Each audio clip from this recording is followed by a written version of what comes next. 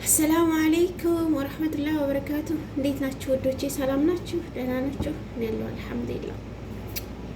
እስኪ ዛሬ ቂጣ ለመጋገር ፈልጌ ነው። ቂጣ መጋግረው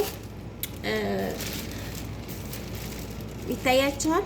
ዱቄት የስንዴ ዱቄት ማለት ነው። የስንዴ ዱቄት በጣም ጥቁር አይደለም፣ በጣም ነጭ አይደለም፣ መካከለኛ ነው እና በሱ ነው መጋግረው። ሞክሩት፣ ተወድታላችሁ። በተለይ አንዳንድ ቤት ቁርስ የሌለበት ቤት አለ እና በጣም ቀላለው አሰራሩ። ውሃና ሚልህ ውሃና ጨው ማለት ነው አድርጋችሁ እንደዚህ ታቦኩታላችሁ። እንደዚህ ታቦኩታላችሁ። ከዛም በጣም ቀላለው። ያው አገራችንን እንሰራለን። ቂጣ አይደለም ቂጣ ነው የሚባለው። ቂጣ እንጋግራለን ልክ እንደዛ ማለት ነው። ከዛ እንደዚህ ታቦካላችሁ። ከዛም ሳጭ ትንሽዬ ዘይት አደርጋለሁ። ከዛ ትንሽዬ ዘይት አደርግና እዚህ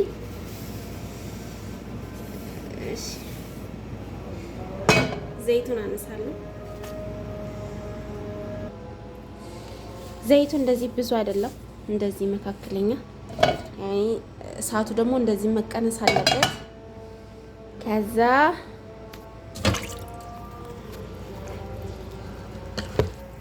እንደዚህ ታረጉና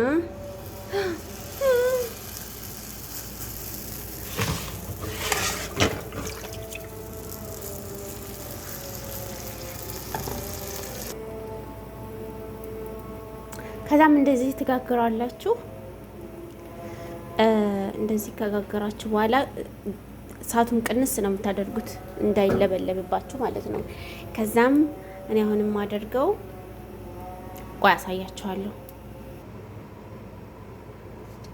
እና ይሄ ማለት ነው። ይሄ ያው የፍየል ቅቤ ነው። አረቦቹ ብዙ ጊዜ ባልቴቶች አረቦቹ በየቤቱ አለ የፍየል ቅቤ ነው። እኔ እንኳን አልወድም አልበላም። ለባልቴት ነው የምሰራበት ባልቴት ስለሆነ ለእሷ ነው የምሰራው። ከዛ ይሄን የፍየል ቅቤ እንደዚህ ታቀልጣላችሁ መጀመሪያ እና ውዶቼ እንደዚህ ምጥጥ ይላል ከላይ ማለት ነው እንትኑ ሊጡ ማለት ነው። ከዛም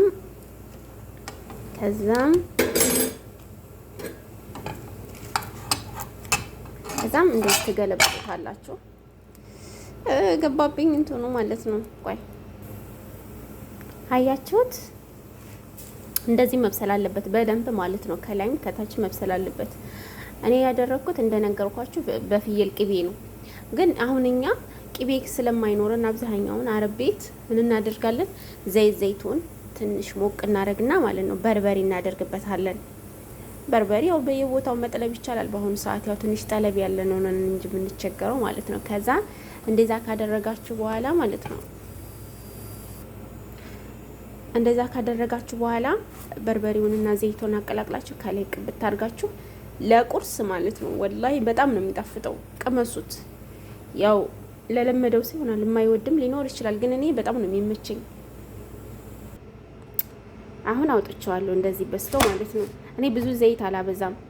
ከላይ ዘይት ምናምን እየተደረገ በደንብ ምስል እንደዚህ ማለት ነው። ብዙም ድርቅ አላረገውም እንደዚህ ማለት ነው። በጎን ደግሞ ለራሴ እስኪ ወተት ልስራ። ወተት ከዛ ካካው ፓውደር አንድ መላቂያ እንደዚህ ያደርግና ማለት ነው። ይሄ ፓውደር ማለት ነው። ከዛም ስኳር ብዙም እንትን አልልም፣ ግን ይሄ ትንሽ መረር ስለሚል ጨምር አደርግበታለሁ እንጂ ብዙ የስኳር ሰው አይደለሁም። ቀነስ አድርጌ ነው። ስኳር ጥሩ አይደለም ሲበዛ።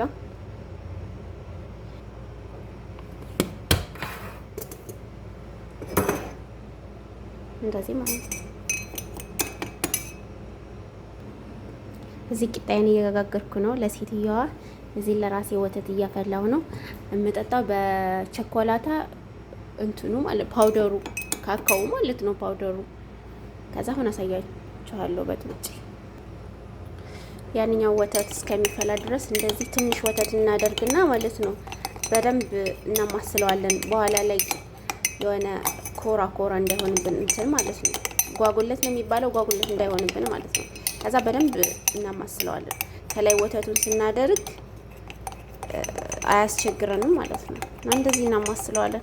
በጣም ነው የሚጣፍጠው። በነገራችን ላይ ቅመሱት። ካካው ፓውደር፣ ሀሊብ አፍልታችሁ ትንሽ ስኳር አድርጋችሁ ማለት ነው። በቃ ቁርስም ባይሆን እንደዚህ ስትቀመጡ ምናምን ቅመሱት። እሺ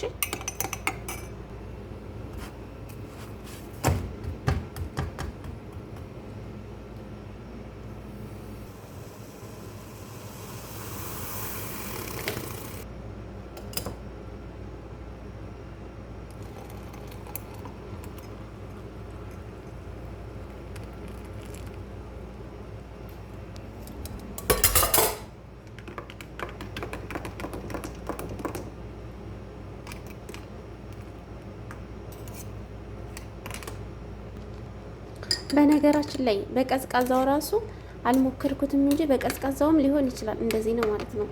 በጣም ነው የሚጥመው። አያችሁት? ከለሩ ራሱ እንዴት እንደሚያምር ቸኮላታ ከለር ማለት ነው። በጣም ነው የሚያምረው።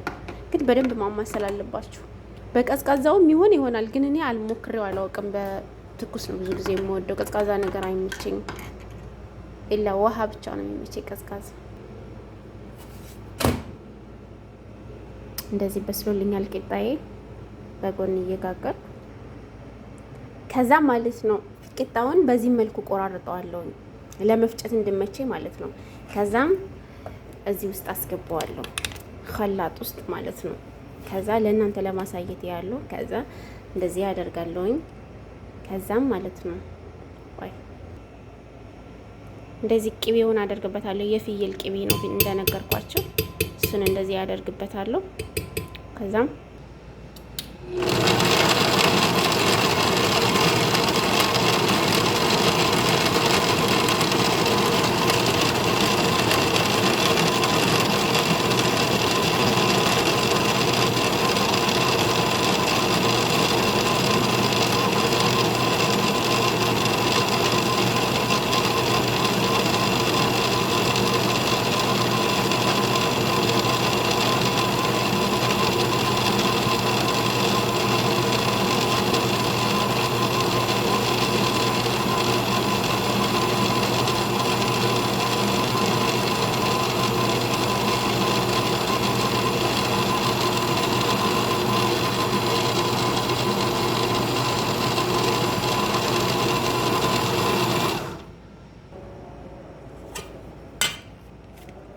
ከዛም እንደዚህ ይፈጫል።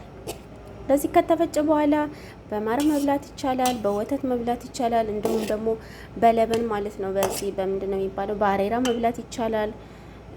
ሴትዬ በለበን ነው የምትበላው ብዙ ጊዜ፣ ግን በማር በተለያየ መብላት ይቻላል፣ በሻሂ እና በጣም ነው የሚጥመው። ግን እኔ ብዙ ቅቤውን አልወደውም፣ የፍየሉን ቅቤ። እንደዚህ ከሰራሁኝ ብዙ ጊዜ ቅቤ ካለ በራሴ ቅቤ ካልሆነ ደግሞ በዘይት ማለት ነው። እና ቅመሱት። በጣም ቆንጆ ነው ለቁርስ ማለት ነው። እንደ ምንድን ነው የሚባለው ጨጨብሳ ነው የሚባለው፣ ልክ እንደሱ ማለት ነው። እንደምታዩት ቂጣዬን ጋግሬ ፈጭቼ ምናምን ጨርሻለሁ። ለራሴ ሀሊብ ቸኮላታ ሰርቻለሁ በሀሊብ እንዳሳየዋችሁ። ከዛ ብስኩት አድርጌያለሁ። የኔ ቁርስ ይሄን ነው። ይሄን ነው የምበላው ለዛሬ እና ይሄን ይመስላል።